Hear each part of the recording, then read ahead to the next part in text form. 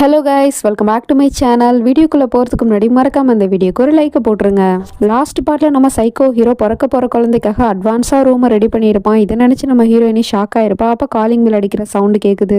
யார் வந்திருப்பா அப்படின்னு சொல்லிட்டு சந்தேகத்தோடய ரெண்டு பேருமே போய் டோர் ஓப்பன் பண்ணி பார்க்குறாங்க. பார்த்தா பாட்டி தான் வந்து நிற்கிது. பார்த்ததுமே இவனுக்கு பயங்கர ஷாக்கு. அட பாட்டி நீங்களா அப்படின்னு சொல்லிட்டு கேட்டால், நான் தான்ப்பா, ஏன்ப்பா வரக்கூடாதா, ஏன் ஷாக் ஆகுறேன்னு கேட்டால், அப்படிலாம் எதுவும் இல்லை பாட்டி, உள்ளே வாங்க அப்படின்னு சொல்லிட்டு உட்கார வச்சு பேசிகிட்டு இருக்கான். அப்போ வந்து பாட்டி தாகமாக இருக்குது, தண்ணி எடுத்துட்டோமா அப்படின்னு சொல்லிட்டு ஜான்வியை அனுப்பி வச்சிடுது. அவளும் தண்ணி எடுத்துட்டு வந்து டேபிள்ல குனிஞ்சு வைக்கிறா. என்னம்மா நீ இந்த மாதிரி நேரத்துல குனிஞ்சு நிமிடலாம் வேலை பார்க்க கூடாது, ஜாக்கிரதையா இருக்கணும். அப்புறம் என்ன நீ ஹீல்ஸஸ் செப்பல்லாம் போட்டிருக்க, இந்த மாதிரி நேரத்துல இந்த மாதிரி செப்பல்லாம் நீ போடக்கூடாதுமா, அதான் நான் இப்போ வந்துட்டல, ஒன்று நான் பத்திரமா பாத்துக்கிறேன் அப்படிங்கிற மாதிரிலாம் பேசிட்டு இருக்கு. சரி பாட்டி, என்ன திடீர்னு வந்திருக்கீங்க அப்படின்னு சொல்லிட்டு கேட்டா, நான் இங்க கொஞ்ச நாள் தங்கி இருந்துட்டு போலான்னு தான் வந்திருக்கேன் அப்படிங்கிற மாதிரி சொல்லிட்டு இருக்கு. தாராளமா தங்குங்க பாட்டி அப்படின்னு சொல்லிட்டு அவனும் அங்க இருந்து கிளம்பிடுறான். ஆனா திடீர்னு ஏன் பாட்டி வந்திருக்கு அப்படின்னு சொல்லிட்டு யோசிச்சுட்டு இருக்கான். அப்ப பார்த்தா கரெக்டா போலீஸ்காரனும் ஃபோன் பண்ணி, இந்த மாதிரி நேத்து நைட்டு உங்கள் வீட்டில் இருக்கிற பாட்டி வந்து இங்கே போலீஸ் ஸ்டேஷனுக்கு வந்துட்டு போயிருக்கு, சஞ்சயை மீட் பண்ணிட்டு போயிருக்கு அப்படிங்கிற மாதிரி சொன்னதுமே இவன் கன்ஃபார்மே பண்ணிட்டான். அப்போ பாட்டி ஏதோ ஒரு திட்டத்தோடு தான் இந்த வீட்டுக்குள்ளே வந்திருக்கு அப்படிங்கிற மாதிரி யோசிச்சுட்டு இருக்கான். யோசிச்சது மட்டும் இல்லாமல் பாட்டி குளிக்க போகிற நேரமாக பார்த்து இவன் அந்த டோரை லாக் பண்ணிட்டு பாட்டி படுக்க போகிற பெட்டில் வந்து பலகையெல்லாம் கழட்டி விட்டுடுறான். இப்போ பாட்டி அதில் வந்து உட்காந்துச்சுன்னா கண்டிப்பாக அடிபடும். அதனால தான் இந்த பிளானு. சரின்னு சொல்லிட்டு எல்லாம் ஃபிக்ஸ் பண்ணிட்டு இந்த பக்கம் திரும்பி பார்த்தா பாட்டி வாசல்லேருந்து வெளியே வருது. அட என்ன பாட்டி அப்படின்னு சொல்லிட்டு இவன் ஷாக் ஆகுறான். ஏன்பா நீ இங்கே என்ன பண்ணிட்டு இருக்க அப்படின்னு சொல்லிட்டு கேட்டால், நான் வந்து உங்களுக்காக ரூம்லாம் அரேஞ்ச் பண்ணி வச்சுட்டு போகலான்னு வந்தேன், எல்லாம் கரெக்டாக இருக்கான்னு பார்க்க வந்தேன் அப்படிங்கிற மாதிரி சொல்லிட்டு இருக்கான். அதெல்லாம் ஒரு பிரச்சனை இல்லைப்பா, எல்லாம் கரெக்டாக இருக்குது அப்படின்னு சொன்னதும் அவனை அங்கேருந்து போயிடுறான். அதுக்கப்புறமா பாத்ரூம் கதவை வந்து பார்க்குது பாட்டி. அதில் தாப்பால் போட்டிருக்கு. நம்ம தாப்பால் போடலையே, ஆனால் தாப்பால் போட்டிருக்கேன், யார் போட்டிருப்பா அப்படிங்கிற மாதிரி யோசிச்சுட்டு, சரி நம்ம தான் மறந்துட்டு போட்டிருப்போம் போல அப்படின்னு ஃப்ரீயாக விட்டுருது. இவன் இங்கே லேப்டாப்பில் பார்த்துட்டு இருக்கான் பாட்டி என்ன பண்ணுது ஏது பண்ணுது அப்படின்னு. ஏன்னா கேமரா வச்சிருக்கான் இல்லையா, அது மூலமாக பார்த்துட்டு இருக்கான் பாட்டி அந்த கட்டிலில் உட்காருதா இல்லையா அப்படின்னு சொல்லிட்டு. பாட்டியும் உட்கார போது அப்புறமா ஞாபகம் வருது, அந்த ஸ்க்ரீனு திறந்துருக்கே, அதை போய் நம்ம மூடிட்டு வந்துடலாம் அப்படின்னு சொல்லிட்டு அதை போய் மூடிட்டு திரும்ப வந்து உட்கார போனா அப்பா கையில் இருக்கிற ஒரு புக்கு வந்து கீழே விழுந்துருது, சாமி புக்கு போல. அந்த புக்கை எடுக்கிறதுக்காக கீழே குனிஞ்சா இவன் பண்ணியிருக்க எல்லா செட்டையும் தெரிஞ்சு போயிடுச்சு. அந்த பலகையெல்லாம் கீழே கலந்து இருக்கு அப்படிங்கிறத கண்டுபிடிச்சிருச்சு பாட்டி. அதை இவனும் கேமரால பார்த்துட்டு, அட்டச்ச கிளவி தப்பிச்சிருச்சு அப்படிங்கிற மாதிரி பார்த்துட்டு இருக்கான். அதுக்குள்ள பாட்டி நேரம் அவங்கிட்டே வந்து, இங்க பாருப்பா விராஜ், என்னோட ரூம்ல வந்து கட்டில யாரோ கழட்டி போட்டு வச்சிருக்காங்க அப்படிங்கிற மாதிரி சொல்லிட்டு இருக்கு. அப்படியா, அப்படிலாம் நடக்க சான்ஸே இல்லையே, இருங்க பாட்டி நான் போய் பார்க்குறேன் அப்படின்னு சொல்லிட்டு அவன் இங்கேருந்து போயிடுறான். எனக்கு தெரியும் விராஜ், இது உன்னோட வேலை தான், எனக்கு நல்லாவே தெரியும் அப்படின்னு சொல்லிட்டு பாட்டி மனசுக்குள்ளே திங்க் பண்ணிட்டு இருக்கு.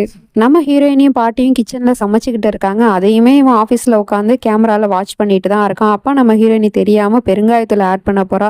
என்னமா பண்ணிட்டு இருக்க ஜான்வி, எதுக்காக நீ பெருங்காயத்தூளை போட போகிற, எனக்கு பெருங்காயத்தூள்னா அலர்ஜின்னு உனக்கு தெரியாதா, மறந்துட்டியா அப்படின்னு சொல்லிட்டு கேட்டால், சாரி பாட்டி எனக்கு தெரியும், இருந்தாலும் நான் ஏதோ ஒரு யோசனையில் மறந்துட்டேன், எப்போ பார்த்தாலும் என்னோட பையனை பற்றியே நான் யோசிச்சுட்டு இருக்கேனா, அதனால தான் நான் மறந்துட்டேன் அப்படிங்கிற மாதிரி சொல்லிட்டு இருக்கா.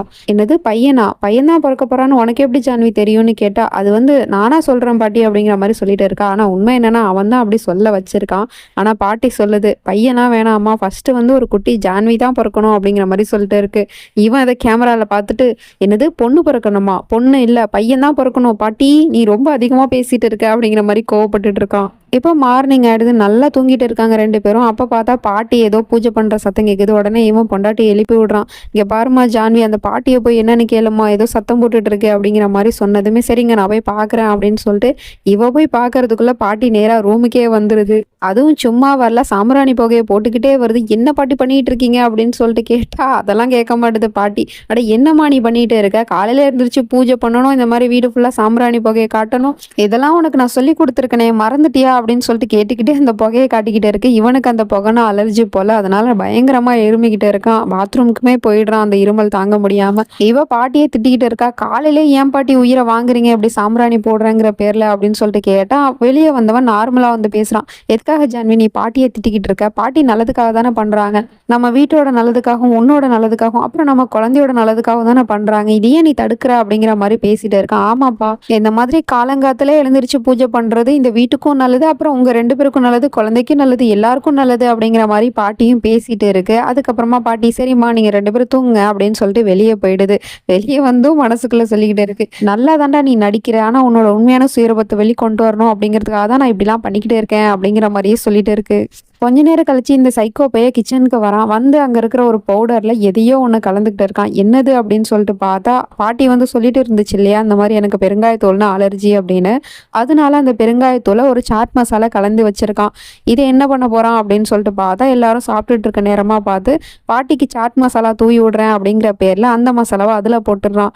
பாட்டியே அதை குடிச்சு பார்த்துட்டு, என்னம்மா இது ஏதோ ஸ்மெல் அடிக்குதே, இது சாட் மசாலா தானா அப்படின்னு சொல்லிட்டு கேட்டா, ஆமா பாட்டி இது சாட் மசாலா தான் அப்படிங்கிற மாதிரி இவனும் சொல்லிட்டு இருக்கான். சரின்னு பாட்டியும் குடிக்குது. ஒரு 2 சிப் தான் வாயில வச்சுச்சு. அதுக்கப்புறம் பார்த்தா பாட்டிக்கு மூச்சு திணறல் வந்துருச்சு. ரொம்ப அதிகமா மூச்சு விட கஷ்டப்பட்டுட்டு இருக்கு. அதை பார்த்துட்டு ஜான்வி பயந்து போயிடுறா. இவனுமே பக்கத்துல இருந்துட்டு நடிச்சிட்டு இருக்கான். என்னாச்சு பாட்டிக்கு அப்படிங்கிற மாதிரி. அப்பதான் நம்ம ஹீரோயினி வந்து அந்த சாட் மசாலாவை மோந்து பாக்குறா. அதுல வந்து பெருங்காயத்தூள் வாடை அடிக்குது. என்னங்க இதுல பெருங்காயத்தூள் இருக்கு, இது வந்து பாட்டிக்கு அலர்ஜி ஆச்சே, இப்ப என்ன பண்றது தெரியலையே அப்படின்னு சொல்லிட்டு யோசிச்சுட்டு இருக்கும் போது பாட்டி உஷாரா என்ன பண்ணுதுன்னா, அந்த நிலைமையில கூட அங்க இருக்கிற லெமனை எடுத்து வாயில புழிஞ்சு விட்டுக்கிட்டு அதுக்கப்புறமா தண்ணியை குடிக்குது. அப்புறமா தான் அந்த மூச்சு திணறலே நிக்குது. சரின்னு ரெஸ்ட் எடுக்கட்டும் அப்படின்னு சொல்லிட்டு பாட்டியை ரூமுக்கு அழைச்சிட்டு வந்துடுறாங்க. அப்போ கேட்குறா இவ, எப்படி பாட்டி உங்களுக்கு தெரியும் இந்த மாதிரி நேரத்தில் லெமனை யூஸ் பண்ணால் உங்களுக்கு அந்த மூச்சு திணறல் நின்று போயிடுமா அப்படின்னு சொல்லிட்டு கேட்டா, ஆமாம்மா எனக்கு பெருங்காயத்தினால அலர்ஜி இருக்கிறது என்னமோ உண்மைதான். அதுக்கு மாற்று மருந்து இந்த லெமனு தான் எனக்கு வந்து ஹெல்ப் பண்ணும். அதை நான் உடனடியாக எடுத்துக்கிட்டேன்னா எனக்கு கியூர் ஆகிடுமா அப்படிங்கிற மாதிரி சொல்லிட்டு இருக்கு. சரி பாட்டி நீங்கள் ரெஸ்ட் எடுங்க அப்படின்னு சொல்லிட்டு அவளை அங்கேருந்து போயிடுறா. இப்போவும் அவன் மைண்ட் வாய்ஸ் என்ன, கிளவி தப்பிச்சிடுச்சே 2வது தடவையும் அப்படிங்கிற மாதிரி பார்த்துட்டு இருக்கான். பாட்டியும் கெஸ் பண்ணுது, எனக்கு தெரியும்டா இதையும் பண்ணது நீதான் அப்படிங்கிற மாதிரி. கொஞ்ச நேரம் கழிச்சு நைட் டைமா இருக்கு. அப்போ காலிங் பெல் அடிக்கிற சவுண்டு கேட்குது. ஒருவேளை விராஜ் தான் வந்திருப்பானோ அப்படின்னு சொல்லிட்டு இவ டோர் ஓப்பன் பண்ணி பார்க்க போறா. ஆனா குக்கர் விசில் அடிக்கிற சவுண்டு கேட்குது கிச்சன்ல. எங்க இருந்து இந்த சத்தம் வருது, கிச்சன்லயா வருது, ஆனா நான் கிச்சன்ல எதுவுமே வைக்கலையே அப்படின்னு சொல்லிட்டு இவ மெதுவா கிச்சனுக்குள்ள போய் பாக்குறா. அப்ப பார்த்தா ஒரு கண்ணு தெரியுது. அந்த கண்ணு கத்தி எடுத்துட்டு நம்ம ஹீரோயினியை குத்த வர மாதிரி தெரியுது. இன்னுமே முகத்தை காமிக்கல. நம்ம ஹீரோயினி பயந்து போயிட்டு இருக்கா. யார் நீ அப்படின்னு சொல்லிட்டு கேட்டுட்டே பின்னாடி போயிட்டு இருக்கா.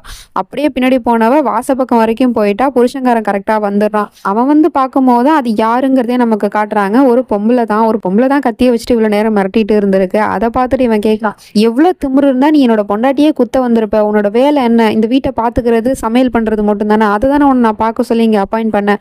அப்படி இருக்கும்போது நீ என்னோட பொண்டாட்டியே குத்த வருவியா, உனக்கு எவ்வளவு திமிரு, இப்ப பாரு உனக்கான தண்டனை நான் இப்பவே கொடுக்குறேன் அப்படிங்கிற மாதிரி பேசிட்டு இருக்கான். நம்ம ஹீரோயின் உடனே பயந்து போயிடுறா. ஒருவேளை நமக்கு கொடுத்த மாதிரி ஏதாவது ஒரு தண்டனையை கொடுத்துட்டா என்ன பண்றது அப்படின்னு சொல்லிட்டு இவ முந்திக்கிட்டு போய், அதெல்லாம் ஒண்ணும் இல்லைங்க, அவங்க மேல எந்த தப்புமே இல்லை, அவங்க கிச்சன்ல வந்து ஒர்க் பண்ணிட்டு தான் இருந்தாங்க, இவங்கள நீங்க வேலைக்கு சேர்த்திருக்கீங்க அப்படிங்கிறது எனக்கு தெரியாதுல, நான் தெரியாதனமா கிச்சனுக்கு ஏதோ சவுண்ட் கேக்குது அப்படின்னு சொல்லிட்டு போகும்போது தான் இவங்க வந்து கத்தியை வச்சு நின்னாங்க, நான் தான் பார்த்துட்டு பயந்துட்டேன் அப்படிங்கிற மாதிரி சொல்லிட்டு இருக்கா. அப்படியா, என் பொண்டாட்டி சொன்னதுனால நீ தப்பிச்சா, இல்லைன்னா உன்ன அப்படிங்கிற மாதிரி மாட்டிக்கிட்டு இருக்கான். அப்ப பார்த்தா மேல இருந்து பாட்டி பார்த்துட்டு இருக்கு. அதை இவன் கண்ணாடியில பார்த்துட்டு, அட நான் தான் இவங்களை வேலைக்கு வச்சேன் ஜான்வி, என்ன ஜான்வி நீ இவங்களை பார்த்துட்டு போய் நீ பயப்படுறியே, இவங்க நம்ம வீட்டு வேலைக்காரவங்கம்மா அப்படிங்கிற மாதிரிலாம் சொல்லிட்டு இருக்கான். சரிங்க உங்க பேர் என்ன அப்படின்னு சொல்லிட்டு நம்ம ஹீரோயினி கேட்குறா. அவங்க வாயை திறக்க மாட்றாங்க. அட உங்ககிட்ட தான் கேட்குறேன், உங்க பேர் என்ன அப்படின்னு சொல்லிட்டு திரும்பவும் கேட்டா அப்பவும் பதில் சொல்ற மாதிரியே தெரியல. நம்ம ஹீரோ தான் சொல்றான், அவங்க பேர் கீதா, அவங்களால வாய் பேச முடியாது, அவங்க ஊமை அப்படிங்கிற மாதிரி சொல்லிடுறான். ஓ அப்படிங்கிற மாதிரி இவளும் பார்த்துட்டு இருக்கா. அதுக்கப்புறமா சரி போ நீ போய் சாப்பாடு எடுத்துட்டு போய் நான் இந்த வந்துடுறேன் அப்படின்னு சொல்லிட்டு இவன் மேலே ஏறி போயிட்டு இருக்கான். அப்படி போகும்போது பாட்டியை ஒரு மிரட்டிட்டு தான் போறான். இங்க பாரு கீதா, இந்த பாட்டிக்கு வந்து பெருங்காயத்தூள்னா அலர்ஜி, ஸோ அதை வந்து அவாய்ட் பண்ணிக்கோ சாப்பாடுல, இல்லை நீ தெரியாம போட்டுட்டீங்கன்னா அப்புறம் பாட்டி மேலே போய் சேர்ந்துருவாங்க அப்படிங்கிற மாதிரிலாம் பேசிட்டு போறான்.